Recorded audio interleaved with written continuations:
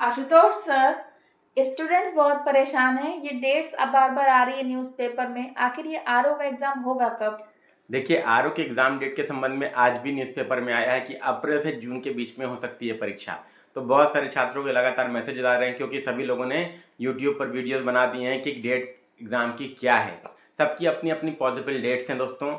और जो हमारे सब्सक्राइबर हैं वो हो गए हैं परेशान, और वो लगातार मैसेजेस कर रहे हैं, कमेंट कर रहे हैं और पूछ रहे हैं कि सर एग्ज़ाम कब तक हो सकता है, क्या अप्रैल में होगा क्या।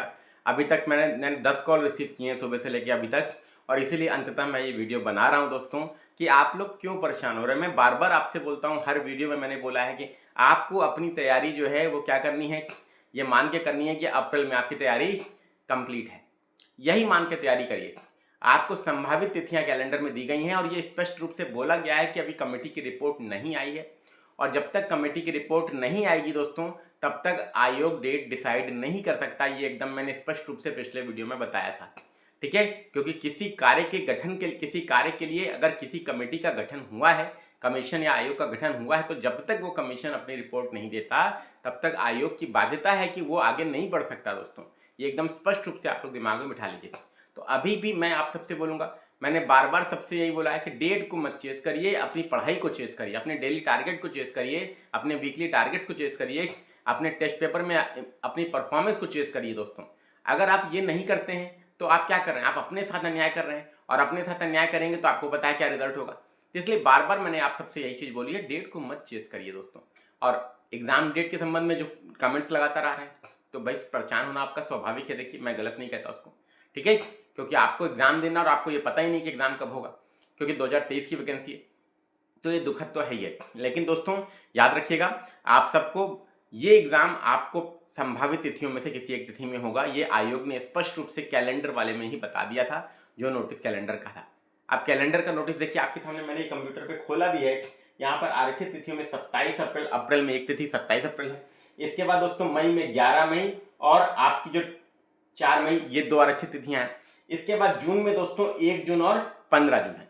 तो ये 5 डेट्स हैं। इसमें से किसी को अभी कुछ भी नहीं पता है दोस्तों कि एग्जाम होगा कब। मैं आपको सच्चाई बता रहा हूँ, ठीक है। सब अपने अपने स्पेकुलेशन के आधार पर आपसे बात कर रहे हैं और उसी के आधार पर वीडियोस बना रहे हैं, ठीक है।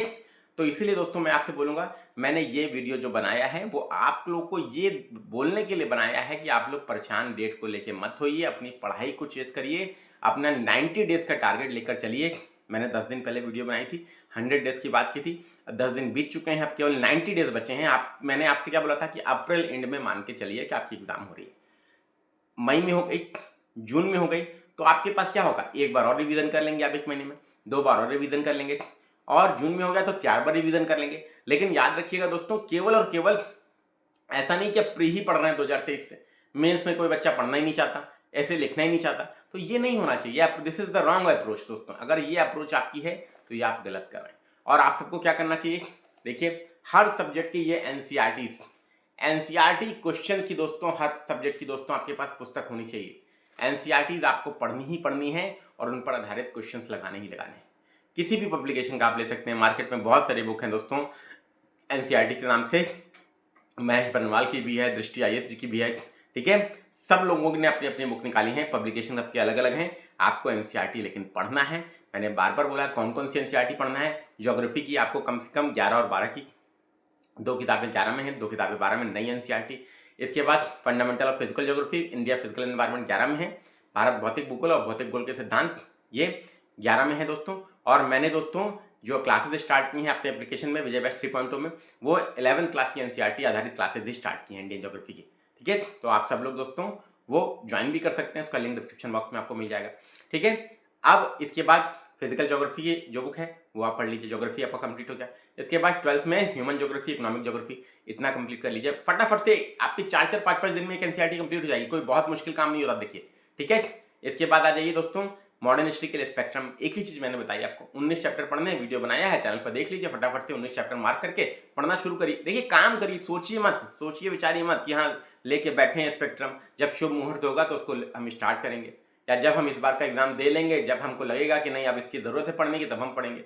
लक्ष्मीकांत अभी नहीं पढ़ने के लिए लोग बोल रहे हैं, लेकिन जब एग्जाम में पेपर ऐसा बन जाएगा जैसा कि यूपीपीसीएस का पेपर 22 दिसंबर का आया, मॉडर्न हिस्ट्री के क्वेश्चन जैसे आए या जैसे क्वेश्चन आपके आने सब्जेक्ट के आए, तब आप जब धोखा खाएंगे तब लक्ष्मीकांत पढ़ेंगे। तो क्यों ऐसा करेंगे भाई? जब जरूरी है क्या कि आपको जो चीज़ धोखा खाएं तभी आप वो काम करें? जब आपसे बार बार बोल रहा हूँ मैं लगातार अपने चैनल से देखिए एक ही बात आपसे बोल रहा हूँ कि आप स्टैंडर्ड बुक्स और एनसीईआरटी पे जाइए। नया ट्रेंड है, नया ट्रेंड को पकड़िए।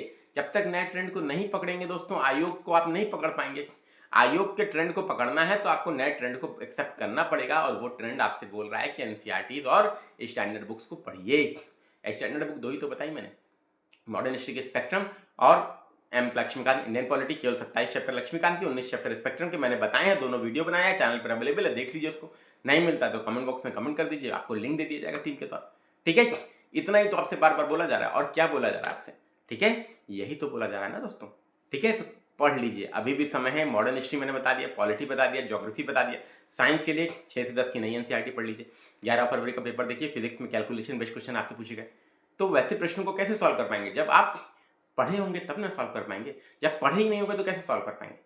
समझ में आ रही बात? तो हर सब्जेक्ट को सम्मान दीजिए, क्योंकि पैटर्न कैसा आएगा ये आप नहीं जानते दोस्तों। क्योंकि जब जो 22 दिसंबर का पैटर्न है पीसीएस वाला, वही पैटर्न आरओ में भी आएगा, और आपको पता है दोस्तों उस पैटर्न के हिसाब से आपको अपने आप को तैयार करना पड़ेगा। ठीक है, क्लियर हो गई बात? यूपी स्पेशलिस्ट में आने की संभावना है, भले ही पीसीएस में नहीं आया, भले कम क्वेश्चन है, लेकिन आएंगे जरूर। उसके लिए मैंने बोला है राकेश सारस्वत की पुस्तक पढ़िए। परीक्षा वाणी तो आपने पढ़ लिया ना, जब पढ़ लिए तो बार बार उसी चीज के पीछे क्यों भागना? पीसीएस की तैयारी भी आपकी हो जाएगी इसी बहाने, और आरओ के लिए भी कर लेंगे। जिनको केवल आरओ ही देना है, पीसीएस देना नहीं, वो भले परीक्षा वाणी से रिवाइज कर सकते हैं, कोई दिक्कत नहीं, कर लीजिए। ठीक है, करंट अफेयर के लिए डिटेल में पढ़िए। डेली न्यूज़पेपर मैंने बोला पढ़ने के लिए, अब अभी भी लोग नहीं पढ़ रहे, 90% बच्चा नहीं पढ़ रहा है, मेरे को पता है, क्योंकि लोग, हर बच्चा एक डिफरेंट टीचर को फॉलो करता है। ठीक है, अब वो जैसा बताएगा उस हिसाब से वो करेगा, लेकिन जो मैं आपको बता रहा हूँ वो स्टैंडर्ड है बेटा, इस बात को समझिए। कोई कुछ भी बता रहा है, आप उसमें चीजों को ऐड कर सकते हैं। ठीक है, हर व्यक्ति अपनी बुद्धि और क्षमता के हिसाब से सही चीज आपको बताता है, लेकिन उसमें आप चीजों को, अच्छी चीजों को ऐड कर सकते हैं अपनी स्ट्रैटेजी में। ठीक है, जो मैं आपको बता रहा हूँ उसको देख के तो ऐड कीजिए। इस वीडियो को ज्यादा से ज्यादा लोगों तक शेयर करके पहुंचाइए। न्यूज़पेपर एक पढ़ना शुरू करिए, दैनिक जागरण या जनसत्ता निबंध लेखन में काम करेगा, और आपका एडिटोरियल बहुत ही फायदेमंद है दोस्तों निबंध लेखन के लिए। और प्री के लिए भी आपका डेली न्यूज़ आप फॉलो करते रहेंगे। और करंट इशू मैंने स्टार्ट कर ही दिया है कि जो न्यूज़ इंपॉर्टेंट होगी उसका मैं प्री और मेंस के हिसाब से एनालिसिस करके आपको दे रहा हूँ। करंट इशूज 2025 की प्लेलिस्ट है, उसको फॉलो कर लीजिए। इतना ही तो करना है। ठीक है, एनसीईआरटी बेस्ड क्वेश्चन आपके मिलना शुरू हो जाएंगे आपको आजकल से, वो भी मिलना शुरू हो जाएंगे। लेकिन दोस्तों तैयारी अच्छी होनी चाहिए। एनसीईआरटी और स्टैंडर्ड बुक्स आधारित तैयारी करना चाहते हैं तो आप सब लोग दोस्तों, मैंने बुक्स और एनसीईआरटी बता दी, उसको पढ़ना शुरू कर दीजिए। अपने से भी कर सकते हैं। हमारे विजय बैच 3.0 में प्री और मेंस की कंप्लीट तैयारी भी चल रही है, और हमने अपनी प्री की टारगेट बैच भी दोस्तों लॉन्च कर दी है। ठीक है, याद रखिएगा, जिसकी क्लासेस आपकी 6 तारीख से अर्थात बृहस्पतिवार से आपको मिलना शुरू हो जाएगी, तो आप लोग उसमें जुड़ सकते हैं। ठीक है, आप सबसे यही चीज़ बोलूँगा, और यही मैं बार बार हर वीडियो के माध्यम से बोलता हूँ। ठीक है, तो आप सब लोगों को क्या करना है, आप सबको कुछ नहीं करना है, इंतजार नहीं करना है दोस्तों। हमारे एप्लीकेशन का लिंक डिस्क्रिप्शन बॉक्स में है, उसको डाउनलोड कीजिए। बैचेस का लिंक भी है, ज्वाइन करके तैयारी शुरू करिए, या अपने से करिए। आप सभी को राधे राधे, जय श्री कृष्णा। वीडियो को ज़्यादा से ज़्यादा लोगों तक शेयर करके पहुंचाइए, और एग्जाम डेट के पीछे मत भागिए, दिमागी रूप से अशांत हो जाएंगे। यही पीसीएस वाले बच्चों के साथ हुआ। 90% बच्चा डेट को चेस कर रहा था, और उसमें नुकसान हुआ। बहुत सारे बच्चे बॉर्डर लाइन पर रह गए। बहुत सारे बच्चों ने बोला सर 1.5 महीना अगर मिल जाता तो शायद हम श्योर रहते कि मेंस लिख रहे हैं। तो ऐसा मत करिए, आरओ के साथ ये गलती आपके साथ ना हो। डेट को मत चेस करिए, जब होगा बेटा पता चल जाएगा। तैयारी शुरू कर दीजिए। आज से जनवरी आपने बिता दिया, फरवरी भी आपका 5 दिन बीत गया। ठीक है, आज नहीं करेंगे तो कब करेंगे? करिए। ठीक है, आप सभी को बेस्ट ऑफ लक। जीवन आप सभी लोगों के लिए बहुत ही कठिन है, मैं समझ सकता हूँ। विद्यार्थी जीवन बहुत मुश्किल होता है, लेकिन प्रभु पे विश्वास, ईश्वर पे विश्वास और अपने ऊपर भरोसा रखिए, निश्चित रूप से सफलता मिलेगी। राधे राधे, जय श्री कृष्ण।